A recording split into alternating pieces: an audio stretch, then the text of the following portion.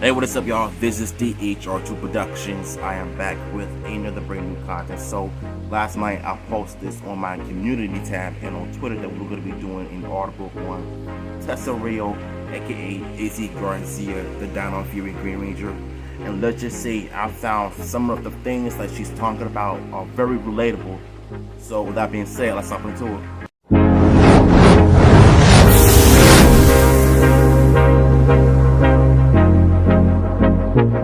So, as you can see, I'm outside here once again. So, you see the title of this video and you see what this whole thing is going to be about.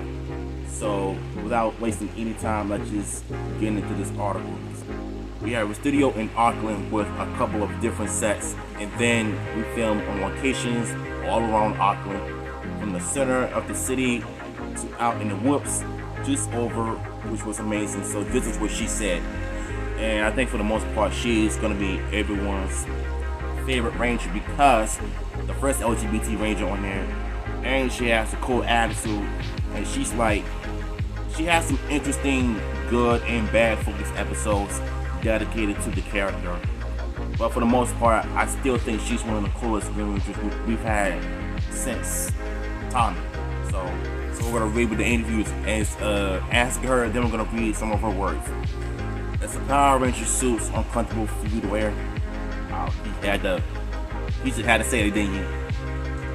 It's not uncomfortable. At first, it's really cool because you're looking at yourself in a suit. I feel quite strange at times being in a, I don't know what that word is, suit and Ugg boots and walking around set. It's quite a surreal thing to be in. They are actually super comfortable and designed to be moved in. I guess so that helps. On the cool mornings, we have suits underneath our robes, and you suddenly catch yourself in the mirror and think, look at what I'm wearing. Well, we're in Power Rangers. Here's the thing. I think most actors don't really talk about this much, but when you're on Power Rangers, you gotta expect that. I mean, you don't have to do your own stunts in the suits. I mean, of course, you're gonna have your stunt doubles doing the most of the work. But as far as like you wearing the suit 24/7 because you're on TV and you're a Power Ranger, it's like a real moment and a feel good moment. I mean, if I were an actor on the show, I would have probably done the same thing, you know, if my character was written right, you know. But I think for the most part, a lot of actors, you know, they say this all the time, and it really goes to show you. When you were a kid, was acting something you wanted to do when you got older? Okay, so this part is really interesting. I found this part. So I don't think a lot of actors want to just be actors as their entire career job, because most actors I've seen on years are good singers, rappers. You know, some are in the music game, some made it out, some became one-hit wonders. So I don't know. It's just kind of strange when you have actors turn musicians and they become one-hit wonders and don't even, you know, continue to put out hits, as you can say. Fatness. I definitely wanted to be a performer. I wanted to act and sing because I actually started with singing. Also, I thought I might do something in medicine because that's kind of what I grew up in, medicine and science. So I kind of was going back and forth throughout probably my teen years going. I do really want to be an actor and performer, but maybe I should do medicine because that's what everyone else seems to do, and it seems to be a good path. Now, this part is really interesting because her whole family has a history of, you know, getting into medicine and becoming doctors because that's what the background is coming from. But knowing Tessa, she's probably the only one in the family that doesn't want to do medicine because she chose a different path of becoming an actress, or maybe she could end up doing music in the future. Not to mention she is a good singer though, but I think her acting career is going to end up blowing up after Power Rangers though. Whichever role they give her, I think she's going to knock it out of the park. Though I did see a few clips of her in some Los Angeles TV show or something. I don't know if it was like a fan film or whatever though, but I think for the most part it was something that I caught on a while back when I was watching her small little projects on the internet. But yeah, getting back to the medicine, like I didn't know her and her family were into medical fields. You know, I think this is something she's gonna end up doing after Power Rangers. Once she's finishes off with the medicine stuff, she could probably come back to Hollywood and just get back into acting with some unfamiliar projects.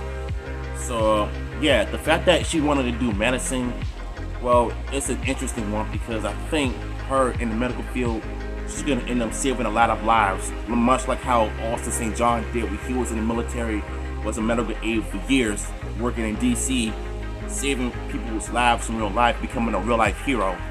So I can only imagine Tessa Rao doing the same thing. So yeah. Your family work in science and medicine. Both of my parents are in medicine. My sister is in medicine, and my brother is in science. All of them are involved in the same way. They are also very musical as well. I grew up with the appreciation for the arts throughout the family, but not on a professional level. Some kind of the jump was going, okay, well, I love this, but I can make a career out of it. You know, that part right there, when I was reading this last night,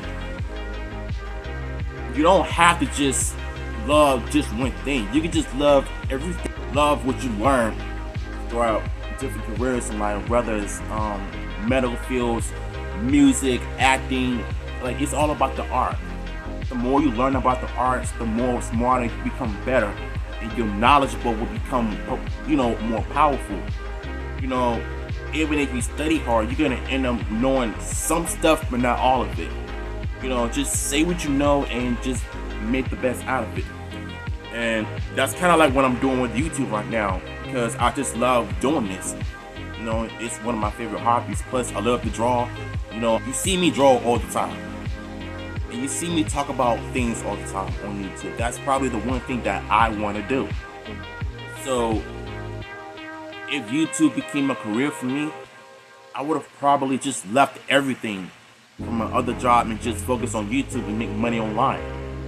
Plus, I got NFTs, working on very soon. If I could just somehow figure out how to do that.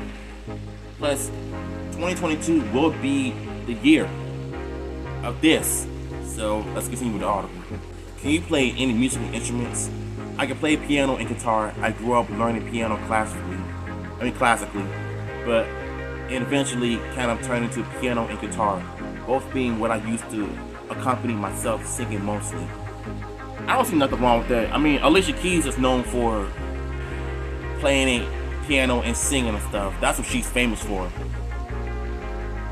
But yeah, it's cool that Tessa likes to do all of this during her free time, not just acting. Whatever makes you feel comfortable, I say do it. Nobody should have to judge you for what you like to do. What goes through your mind when you watch yourself on TV? 50% of me is like, this is crazy. 13-year-old me would cry. This is amazing. Then the other 50% of me is nothing, every single thing I would have done differently. Oh, and pinpointing and thinking, I would have done it differently. I think what she's trying to say is that whenever she looks at herself on TV, she's basically criticizing her own errors on TV. Like, maybe I could have done this scene a little bit more better, or I could have done this scene better. Because in Hollywood, I don't think a lot of actors and actresses criticize their own work. Because as an artist, you're your own criticism. If you learn from your mistakes, you can correct those same mistakes and make them even better ones. Even if you're shooting a scene, and even if you don't like how the results came out, you can always go back and redo them and make it perfect and make it right. So this part right here is something that I can relate to the most, because when I watch myself on YouTube, just to see how I'm doing so far, I think when it comes to me talking, my speech sucks for one thing. I'm not good at talking slow, because I don't want people to think that I'm drunk or anything, but it's like when I talk, my tongue twirling sucks. That's why it's hard for me to talk normally, because my speech is just not good. But I think it's something that I can relate to the most because, at the end of the day, you are your own critic, and you just want the best. Try to make something, better the next time you do something different with your career or other products that you want to do. So I think this one is very relatable. Man Street is a popular show in New Zealand. It's kind of like, any Grey's Anatomy version of Shortland Street. A lot of Power Rangers actors were known for that show before they became Power Rangers. Like Kuma Magasiva, rest in peace. Dylan's actor from RPM. It's like most of these Power Ranger actors were born from New Zealand or Australia. Appear in Shortland Street. That's what they're basically known for. And I guess you could say it's more popular than Power Rangers because, so this is what you have to say. Yes, definitely. I feel like it's a bit of a rite of passage. I also feel it's great. The style of the show, the pace at which they filmed, it would have been a great experience to have. So yeah, I would 100% be keen to do it if they want to cast me. It's all about, what they decided to do. I tried searching up that show on YouTube, but I can't find none of the episodes, the newer ones. Not unless I get hooked on it, I'm not sure, but yeah, it's kind of weird. As an actor, do you cope with rejection? Okay, now this one right here is something that, I can relate. Rejection sucks. Even if you try to talk to somebody that you have a crush on, and if they say no to you, that's kind of like letting you know that, yeah, they're seeing somebody else. They just don't want to get to know you or be in a relationship with you or something like that, or just try to be friends with you, whatever though. But that's kind of like the worst part about rejection, is people not getting a chance to know you. It just sucks sometimes. So this is what she had to say on this one. It's hard. It is a skill. Maybe some people have it naturally, but I do think that it's something where you have to work to build that thick skin and to be okay with that. For me, part of the way I think I deal with it is to let the audition go once. I've done it. A phase that was used in college was book the room, not the role. And then also to know that a lot of the reasons why you might not be cast in something is due to the things that are completely out of your control. Not because you have the lack of ability or talent or drive, but because your hair doesn't quite look as... Oh, you know what? This is kind of like the discrimination when someone says that the reason why you didn't get the role is because of this and that. It's all about your looks rather than your talent. They don't want to see your talent, but they want to see how you look. And I think that's the most disgusting thing I hate about society, is when you're auditioning for something that you know you have the talent for, but then they're going to turn around and say that you didn't get the part because of your looks. That's 10 times worse when they say that you're not black enough to be on a black TV show, even if you're biracial. But do you know how stupid that sounds? And do you know how disgusting that sounds? So the fact that she's been through that when it comes to rejection, especially if you're auditioning for a TV show or a music role, whatever, it sucks. Rejection sucks, especially if you're in the entertainment industry. If it's a role that you so badly wanted to play, they just turn around and just do you completely dirty. The Endeavor Day is something that I am not a fan of the most. So rather than giving you a chance to show to show what you can do, they just completely throw you out in the street. So it sucks, rejection sucks. It's 10 times worse than talking to a girl that you like, that you want to get to know. She just completely rejects you, saying how she has a boyfriend, pickup line. Like, I'm so tired of hearing that. And this is why modern dating sucks. Wow. Writing music, I feel like it's just so therapeutic. You can put everything on the page. It's like any bad situation doesn't feel quite as bad if you've written a cool song because of it. Then starting to produce them, the songs is a whole other feeling of satisfaction as well. Now, I'm not a music person. I used to do music when I was young.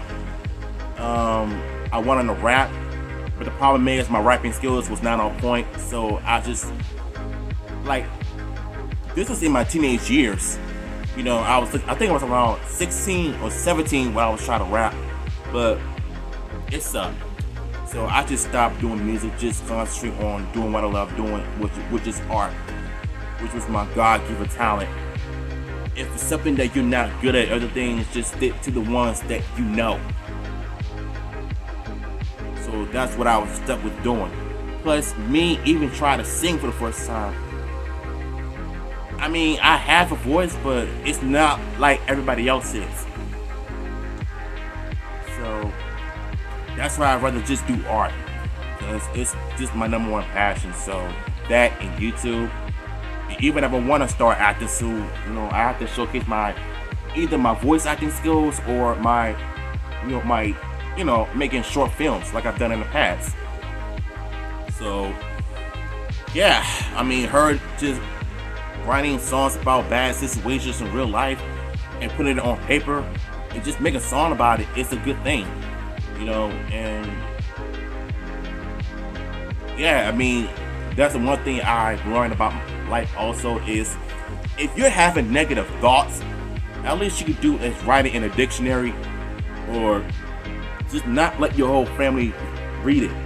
That's when she talks about pizza and trifling, which is something I like too. It's a Tessa Rao it hits the most. Inconsiderate people. I think what we do and what we say affects those around us. Some people just don't care about how that affects the people around them. This part is really interesting because I'm one of the minority of people that is very sensitive to a lot of things. You know, I can take jokes, but even if I'm trying to get serious about things, I sometimes feel like people just don't take me seriously because and it sucks to try to explain to certain people though, but if they don't want to understand you, think I say screw it. Like, at least you got your friends that understand you the most, you know. And there's no point in trying to explain to people if they don't want to, like, trying to understand where you're coming from and don't really actually listen to you. Because deep down, they know that you're right. Because you're smart. Because you've learned all the tools that you've learned from years. And you get to teach other people what you've learned. I mean, you don't have to know everything, but if you could just teach the ones that want to learn from you. Like, for example, if I'm doing like art videos, I could just do tutorial videos of how to draw shades, veins, cross hatchings, and the wings. It's just that easy. So I think to me, you know, people sometimes just don't care about how you feel. If they know they're in the wrongs, if they don't care about what they did was wrong, then that's their fault. They're the ones messed up.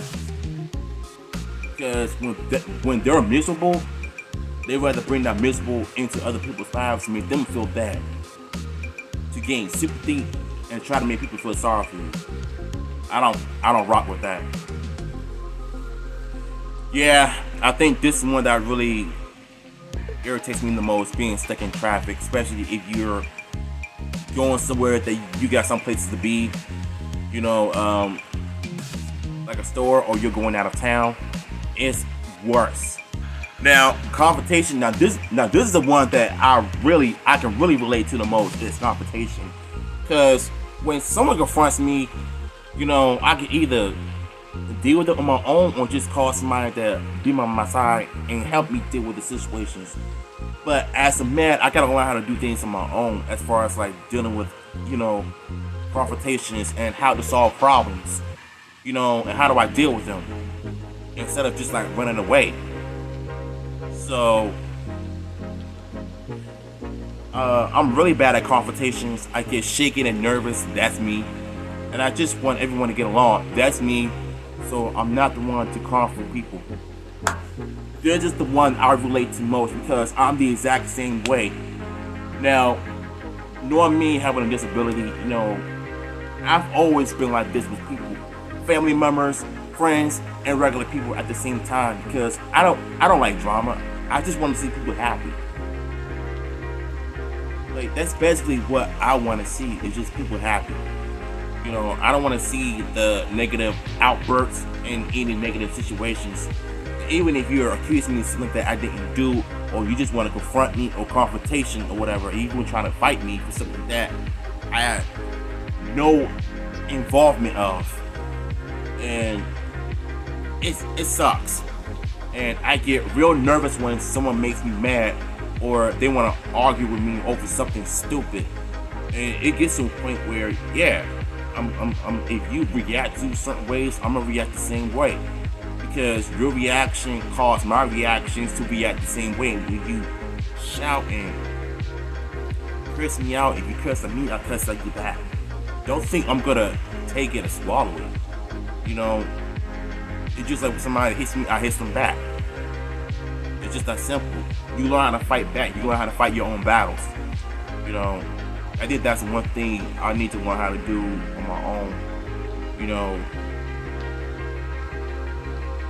Because knowing that, I'm autistic, I don't care about that. I just need to learn how to build my own confidence and learn how to deal with situations. And plus, I think sometimes people just don't know how to be patient with people, especially family members or friends. If you just take the time to actually listen to them, what they have to say, then we wouldn't have to be dealing with drama. So I think that's the most important thing in life. Just always listen to one another. Because if they just cut you off, you do it right back to them. Because at the end of the day, I don't have time for drama. Because I'm in a good place right now. And I'm trying to make 2022 my year. A good year, a great year for my channel. Yeah. Same goes with Power Rangers Dino Fury when it comes on Netflix in spring, which your boy is going to end up doing a lot of reactions to that show and reviewing them at the same time. So, shout out to Tessa Rao for speaking on this confrontation, because I think this is the one I can relate to the most, because I have my own shares of here and there's issues when it comes to confrontations. So I think this is the one I can relate to most. So yeah, this is a fun little article that we talked about, and shout out to Tessa Rao once again for having the conversations with the people that are just asking her some really good questions. So now we know that her family is in the medical field. They have a medicine background, which means that they work in the medical field, and plus they do things musical as well. So we know why she likes to write songs and sometimes want to do medicine in the future, possibly if she decides to, do that at the Power Rangers Dino Fury. And then we all know that she loves pizza, she hates being stuck in traffic, and not to mention she hates confrontation, which is something that I can relate to the most. So, yeah.